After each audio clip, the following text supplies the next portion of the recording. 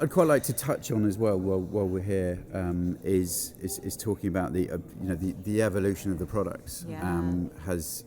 It means that it's going to change the shape of in certain areas, and when you have product lines that require less maintenance, obviously there's that then offers up opportunities in some areas, and so in regards to sort of route to market, we had the internet. We also there's different products sold in different locations in different places. Some in dealers, perhaps some in I'm trying to think the type of stores over here. What's the American stores? Home Depot, that kind of thing. Sorry, big box stores. That's one. We there's going to be an inevitable shift. One would think towards where these products are sold. We were talking to a couple of the manufacturers, and they have they were talking about MAP. Was that the minimum advertised price? Right.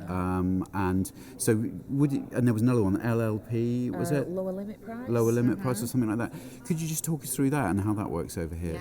Yeah, so MAP pricing is the MAP pricing came about because manufacturers wanted to sell to big box stores, right? But they didn't want them to discount. Okay. So I want to use that channel, but I got to protect my dealers, and so this is if you take this product on as a big box store, you cannot sell below this minimum price, nor can dealers. They can't advertise anything below that. So that was really a protection that manufacturers did for dealers to keep the big box stores from saying, I'm just going to blow this stuff out. I need to get rid of it, and it doesn't matter to me because I'm selling 2x4s and sheets of plywood, right? And so they did that really to protect the dealers, and it works pretty well. Sometimes dealers don't like it, but for the most part, manufacturers did it for the right reason. They're trying to protect the dealer there, and so that does work pretty well. It's lower than suggested retail price, but you cannot now doesn't mean you can't sell it below that. You just can't advertise a price lower than that. So if I came into a box store, they might say, hey, if you buy this, you can get an extra 10% off with our credit card. Right. Okay. Yeah. But they can't advertise that price, so they can. There's ways you can get around it. Would you say though that it kind of to a degree it does protect the retail price? I do believe so. I think so too, and I think the other thing it does is it sets a standard so that even other dealers. One of the things we see is that there are times where dealers will try to sell into other dealers' territories, and they will say, you know what, I'll slash the price just so that I can sell by volume versus sell by margin, right? And so in the midst of that too, I think what we see is it protects some of that with the dealers inside of the own dealer networks as well. So it's not just this attack of I've got the whole country I can go after. I'm going to sell into the whole country, and then other dealers have to deal with the parts and service and warranty on things that I picked up the margin on initially, which is a huge piece of the puzzle too. So I think when we look at MAP, like what it's really doing is not only is it giving a way for the big box stores, is what we call them in the United States, to be able to sell and like not for that advertised price, but I think it also goes for the dealers who some predatory dealerships. That's a great way to put it. Predatory dealership. I like it, that's a good way to say it. The predatory dealerships who are really just selling all over the country. They don't care about the customer. They don't. I just want to move product. And then the other dealers in the area are the ones who have to deal with the aftermath. So I think it goes a few different ways of what that MAP pricing really does. I really like that. Really like that because we have that, don't we, in the UK? Not the MAP pricing, the absolute opposite. To turn your phrase, the predatory dealer, and it's just all race to the bottom, and they're just taking the entire margin out of it. Unfortunately, in the UK, and please don't quote me on this one, but I believe it's pretty. You're being recorded. No, we won't quote you at all. We will just simply use our words against you. That's what we'll do.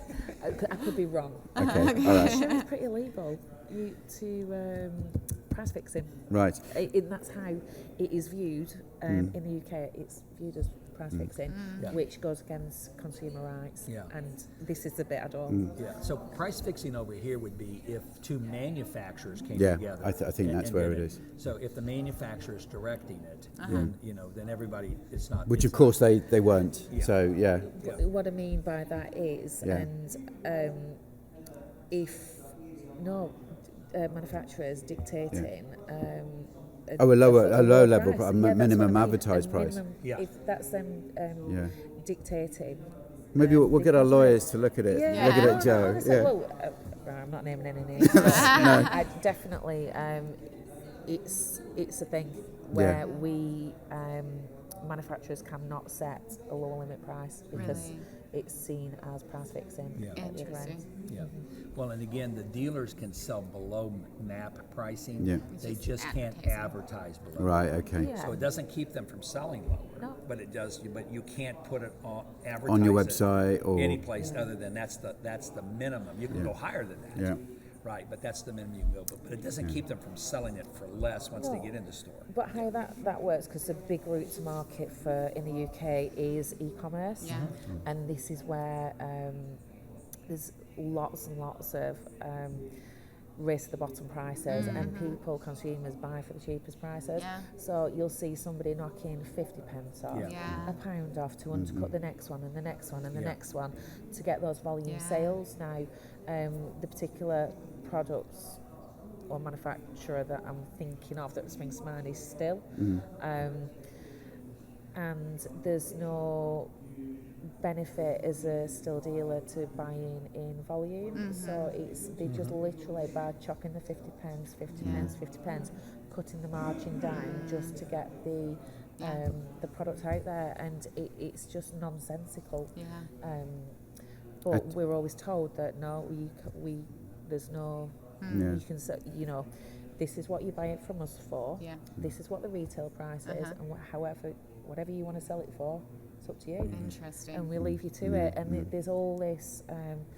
It's not. What's the word for it? It's just ridiculous. It's just ridiculous, Joe. It's ridiculous. It's just a joke, and dealers cutting each other out. And Well, I think we had an instance probably about a year ago now. A very, very large online dealer went spectacularly bust. Who I must say were the ones that introduced the discounting pricing. And a massive disruptor. And I don't necessarily mean that in a positive way. Right. I mean, but it's the way it works. You get it in every single industry. But it's sadly it didn't work out very well. But I think, just to sort of summarise it, with the way the technology's heading, I think we're probably going to be having more and more of these conversations. And again, I think with technology, so artificial intelligence is going to become a huge part, especially in big ag. We were talking about big ag.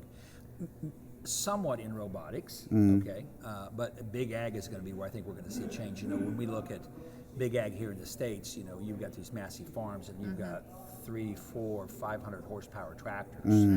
Okay, well, right now we don't need a driver on a tractor over here. So, and I tell our dealers this, and so to work on these massive tractors, you've got to have these huge shops and cranes to move stuff around, things like this.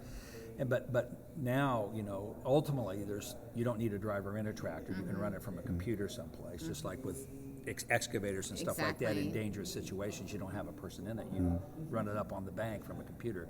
But your tractors are going to be smaller horsepower then, because we have massive horsepower tractors because of the human side of I've only got a person that can be out there so many hours a day, and I'm spending fortunes on the comfort of this driver.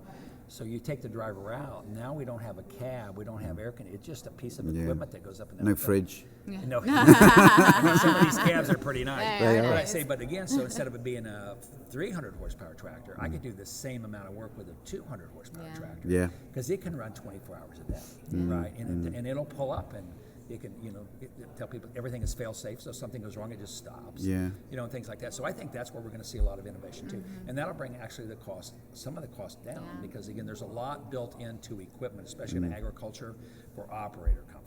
operator protection. So you get rid of that piece of it. So, and I'm sure they'll obviously pass that on to the end user. That disc, the will money they'll Absolutely save. not. Absolutely not a not. penny of it. Not a penny of it. But I mean, ultimately it will, because again, it's just technology continues, if done in a correct way, technology continues to drive the price of things down. Ultimately, it's very expensive in the beginning, but it's just like battery products. You know, 5 years ago, compared to what it is today, it's just changed, and we're going to see that happen, which is good for the consumer. Yeah, Absolutely. it is.